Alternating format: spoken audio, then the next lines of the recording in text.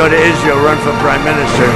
I had a poll this morning, I'm 99%. মার্কিন president Donald Trump বলেছেন ভবিষ্যতে তিনি ইসরায়েলের প্রধানমন্ত্রী হওয়ার জন্য নির্বাচনে অংশ নিতে পারেন। স্থানীয় সময় 20 মে বুধবার যুক্তরাষ্ট্র কোস্ট গার্ড একাডেমির গ্র্যাজুয়েশন অনুষ্ঠানের আগে সাংবাদিকদের সঙ্গে আলাপকালে এমন মন্তব্য করেন তিনি।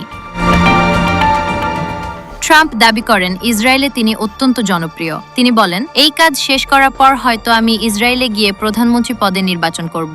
আজ সকালে একটি জরিপ দেখেছি, সেখানে আমার সমর্থন 99%। এটা তো বেশ ভালো। তবে তিনি কোন জরিপের কথা বলেছেন সে বিষয়ে স্পষ্ট কিছু জানাননি। এ নিয়ে হোয়াইট হাউসও তাৎক্ষণিকভাবে কোনো মন্তব্য করেনি। বর্তমানে ইসরায়েলের প্রধানমন্ত্রী হিসেবে দায়িত্ব পালন করছেন বেনিয়ামিন নেতানিয়াহু। 1996 সাল থেকে একাধিক মেয়াদে তিনি এই পদে রয়েছেন। ইরান ইসরায়েল উত্তেজনার মধ্যেও ট্রাম্প বরাবরই নেতানিয়াহুর ঘনিষ্ঠ সমর্থক হিসেবে পরিচিত।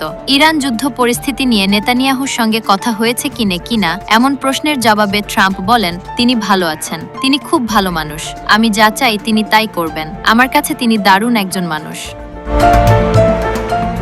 এর একদিন আগেই ট্রাম্প বলেছিলেন তিনি ইরানের বিরুদ্ধে আরও বড় ধরনের হামলা চালানোর বিষয়টি বিবেচনা করছেন। যদিও তার 2 দিন আগে তিনি জানিয়েছিলেন সম্ভাব্য সমঝোতায় অগ্রগতি হওয়ায় হামলার সিদ্ধান্ত সাময়িকভাবে স্থগিত রাখা হয়েছিল। নেতানিয়াহুকে নিয়ে ট্রাম্প আরও বলেন, ভুলে গেলে চলবে না, তিনি যুদ্ধকালীন প্রধানমন্ত্রী। আমার মতে ইসরায়েল তাকে ঠিকভাবে মূল্যায়ন করে না। আমি মনে করি তাকে যথাযথ সম্মান দেওয়া হচ্ছে না।